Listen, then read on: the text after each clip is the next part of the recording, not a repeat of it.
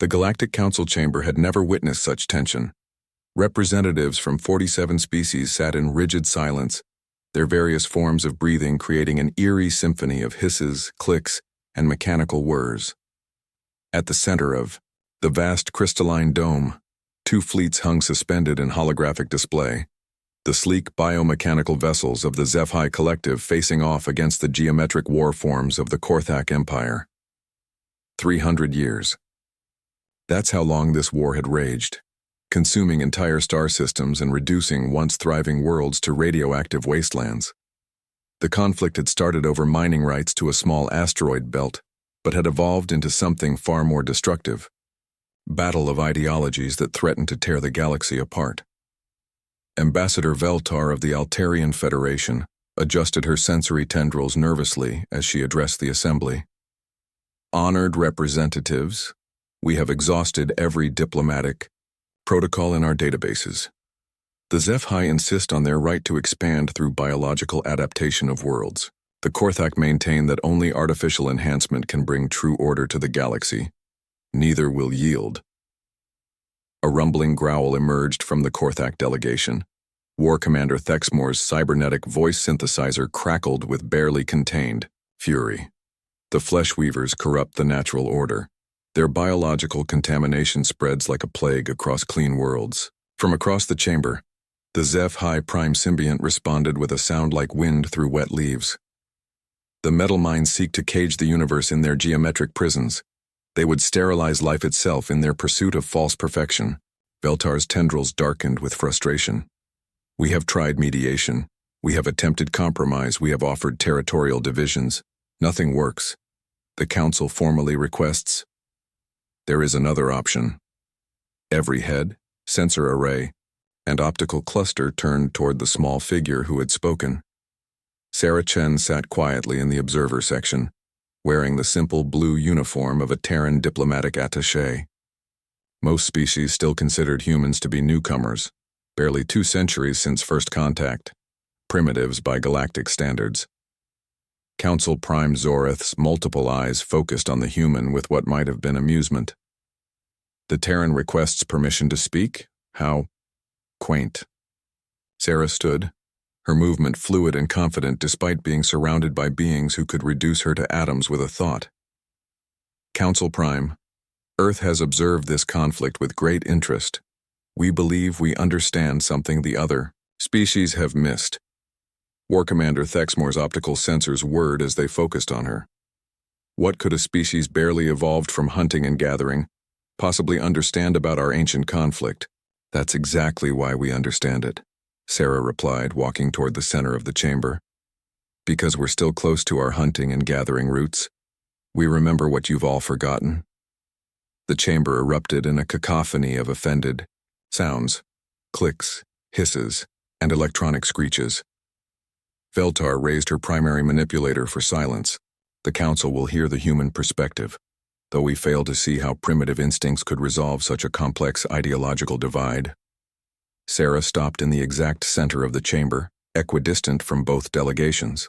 She looked up at the massive holographic display showing the 2 fleets, weapons charged and ready to resume their eternal dance of destruction. May I ask both delegations a question? Prime Symbiont's response rippled with barely controlled irritation. Speak, quickly, small mammal. War Commander Thexmore, Sarah began, her voice carrying clearly through the chamber's acoustics. In the past 3 centuries, how many worlds have you successfully converted to your vision of geometric perfection? The cybernetic warrior's response came with mechanical precision. 47 worlds have been properly systematized and enhanced. And Prime Symbiont, Sarah continued, how many worlds have you successfully adapted with your biological matrix?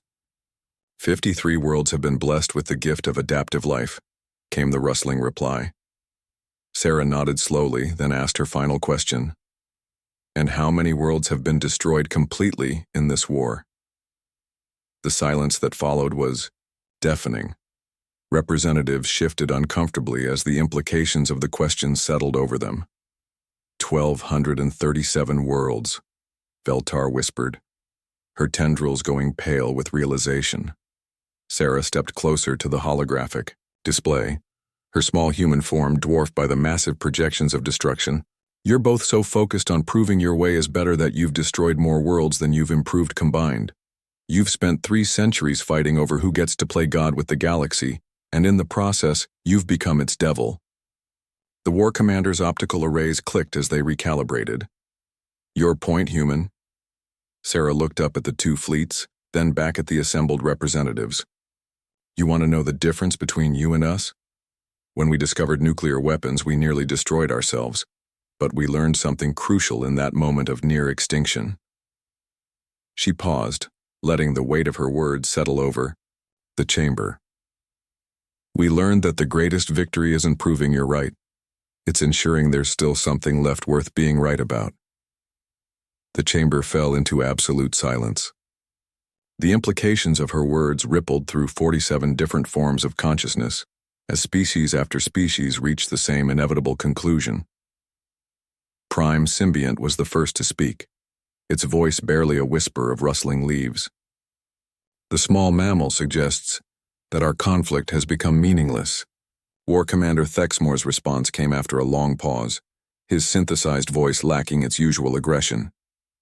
Victory over a dead galaxy is no victory at all. Sarah nodded. You wanted a negotiator to end your war. Here's how it ends.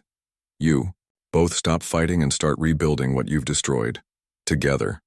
Because the galaxy doesn't need perfect biological worlds or perfect geometric worlds, it needs living worlds, period. She looked around the chamber at the assembled representatives, these ancient species who had forgotten one of the most basic truths of existence in their pursuit of ideological purity. Sometimes, Sarah concluded, the most advanced civilizations need to be reminded of the simplest wisdom. When you're in a hole, stop digging. Within hours, both fleets had powered down their weapons. Within days, the first joint HFY Korthak reconstruction ship was launched toward the ruins of Kepler 442b. The Great War was over, ended not by superior firepower or advanced diplomacy, but by a human who reminded 2 ancient civilizations of what they had forgotten in their pursuit of perfection. The galaxy, it turned out, didn't need gods after all. It just needed someone to remember that creation was more important than destruction, and that sometimes the youngest voices carry the oldest wisdom.